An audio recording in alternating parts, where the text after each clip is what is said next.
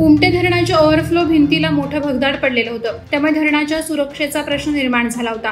उमटे धरण संघर्ष समितीचे ॲडव्होकेट राकेश पाटील यांनी तक्रारी जिल्हा प्रशासनाकडे केल्या होत्या।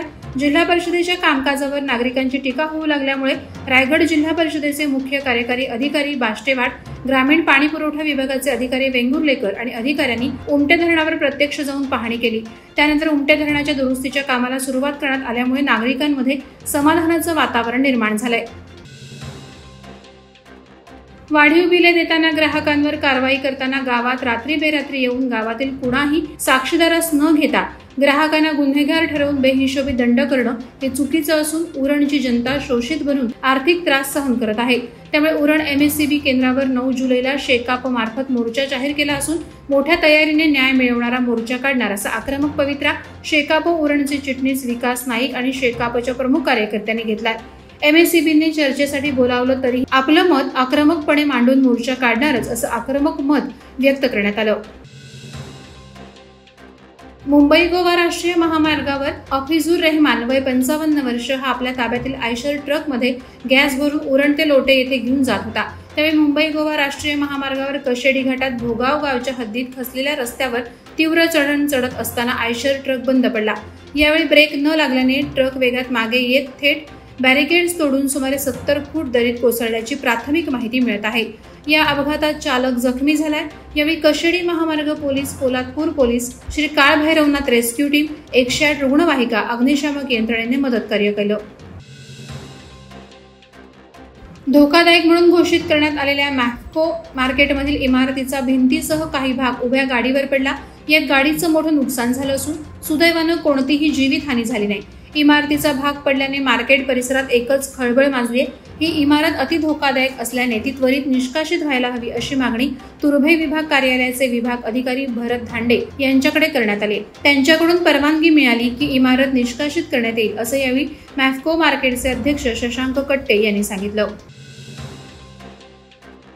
स्वर्गीय माँसाहेब मीनाताई ठाकरे फुलबाजार व्यापारी मंडळ दादर अंतर्गत शिवसह्याद्री सेवा सहकारी संस्थेची यंदाची दुसरी पावसाळी सहल खोपोली येथे काढण्यात आली होती। या सामाजिक सेवा संस्थेच्या वतीनं यंदा खोपोलीतील शिळफाटा शासकीय दूध डेअरी येथे वृक्षारोपण शिबिर संपन्न झालं। ग्लोबल वॉर्मिंगमुळे वातावरणातील वाढते तापमान लक्षात घेता संस्थेच्या वतीनं अशोक, पिंपळ आणि चिंच अशा विविध 200 वृक्षांची रोपं ठिकठिकाणी लावण्याचा स्तुत्य कार्यक्रम पार पडला। यावेळी कार्यकर्त्यांच्या उपस्थितीत छत्रपती शिवाजी महाराज की जय अशी घोषणाबाजी करत उत्साहात हा कार्यक्रम संपन्न झाला। राज्य शासनाकडून बेलापूर स्मार्ट विलेज योजनेच्या अंतर्गत आमदार मंदाताई म्हात्रे यांनी मंजूर करून आणलेला 20 कोटींचा निधी नवी मुंबई महानगरपालिका निगडीत विकास कामांवर खर्च करू नये। तो निधी हार्बर रेल्वे लाईनवरील बेलापूर गाव ते आयकर कॉलनी दरम्यान, उड्डाणपूल आणि उरण हायवेला बेलापूर गाव ते नवी मुंबई महानगरपालिका मुख्यालय दरम्यान भुयारी मार्गाच्या उभारणीसाठी खर्च करावा आणि बेलापूरच्या ग्रामस्थांना दिलासा द्यावा अशी विनंती वजा मागणी स्थानिक माजी नगरसेविका पूनम मिथुन पाटील यांनी केली आहे।